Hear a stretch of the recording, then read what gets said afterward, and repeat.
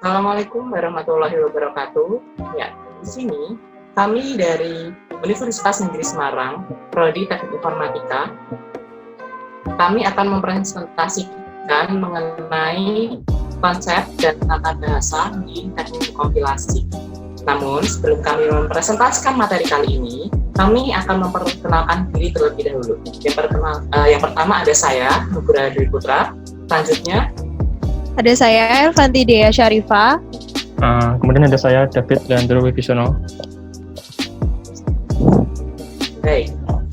Selanjutnya, kita akan membahas beberapa submateri yang ada di materi kali ini, yaitu yang pertama ada hierarki Chomsky, yang kedua ada diagram keadaan, yang ketiga ada notasi BNF, dan yang terakhir ada diagram sintaks. Oke, di sini saya akan langsung menjelaskan mengenai hierarki Chomsky.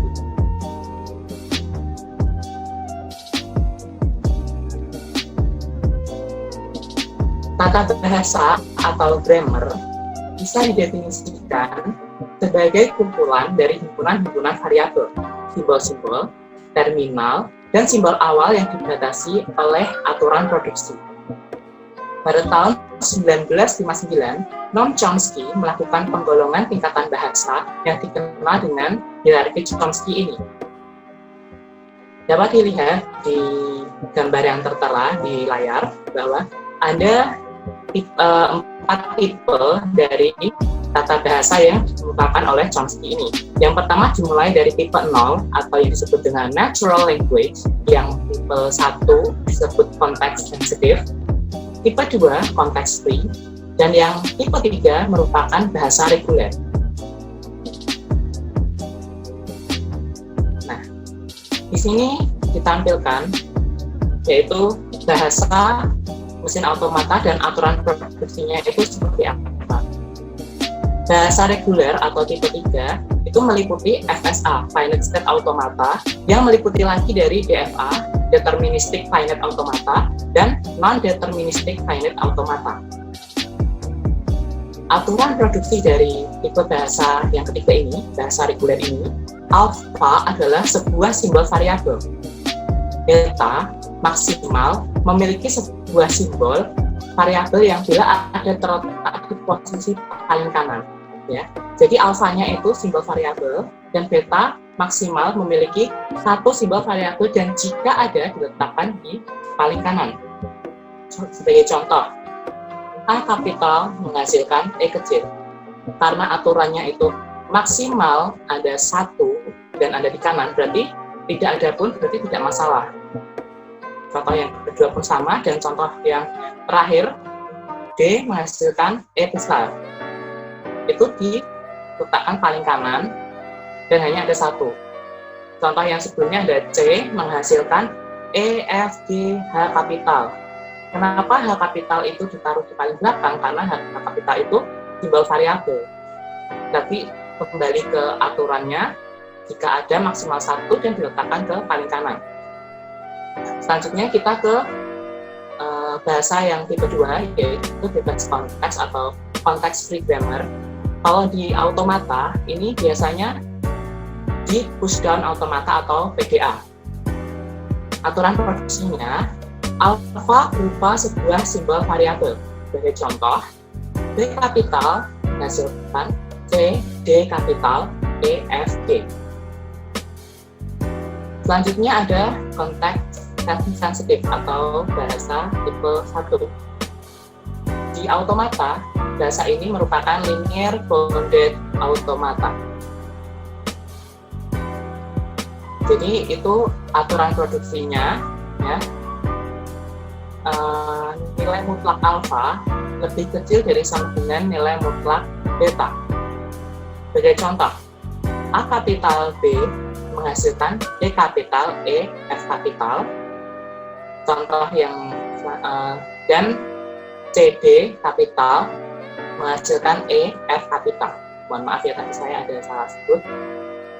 Selanjutnya kita langsung ke natural language atau bahasa tipe ke-0.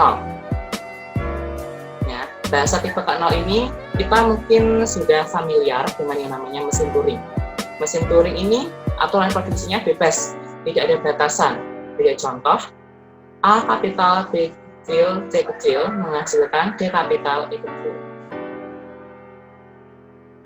Ya, mungkin selanjutnya akan dilanjutkan rekan saya mengenai hierarki Chomsky yang aturan produksinya.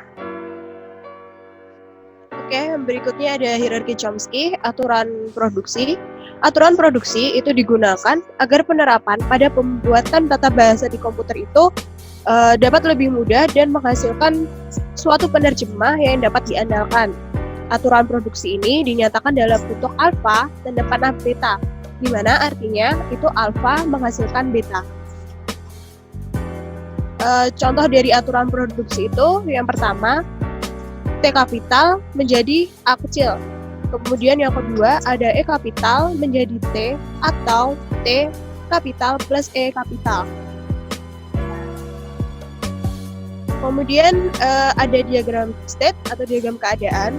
Bagi pembuat penerjemah manusia itu harus sering menguji tata bahasa yang dibuat. Salah satu ilustrasi yang diinginkan, salah satu ilustrasi agar yang diinginkan itu sesuai dengan yang diharapkan, maka digunakan suatu gambar yang dinamakan dengan diagram state. Diagram state ini berfungsi untuk mendapatkan token yang digunakan untuk melakukan analisis leksikal terhadap program sumber. Token sendiri merupakan simbol terminal pada teori bahasa. Contohnya, buat diagram keadaan untuk token ID-nya untuk karakter huruf A sampai Z dan 0 sampai 9. Kemudian ada token integernya itu untuk digit, kemudian ada token plusnya itu untuk penjumlahan, dan token minusnya itu untuk pengurangan. Token pada ID-nya itu harus diawali dengan karakter huruf dari huruf A sampai Z, kemudian bisa diikuti dengan digit 0 sampai 9 atau huruf lain. Kemudian untuk token integernya itu harus diawali dengan digit dari dan bisa diikuti dengan digit lagi. Kemudian ada blank yang merupakan bagian program sumber yang hanya diabaikan saja. Kemudian lanjut ke notasi BNF atau Backus Norm Form, yaitu notasi BNF telah banyak dipakai untuk melakukan definisi formal pada bahasa pemrograman. Simbol-simbol yang dipakai dalam notasi BNF antara lain adalah sebagai berikut. Simbol pertama ini merupakan simbol yang identik dengan simbol panah atau menghasilkan dalam aturan produksi. Kemudian ada simbol garis tegak atau sama dengan, bisa diartikan atau pada aturan produksi. Kemudian simbol ketiga berarti mengapit simbol variabel atau non-terminal. Kemudian yang terakhir adalah simbol kurung kurawal, yaitu pengulangan dari 0 sampai dengan n kali.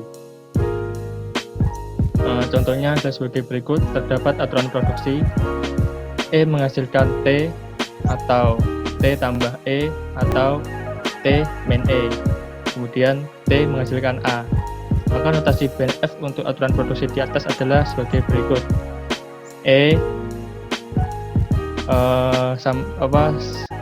Simbol pertama tadi. Kemudian ada T yang dikurung dengan kurung lancip seperti ini. Kemudian ada atau dan seterusnya. Ya, ini adalah tampilan ketika mengubah aturan produksi ke notasi BNF.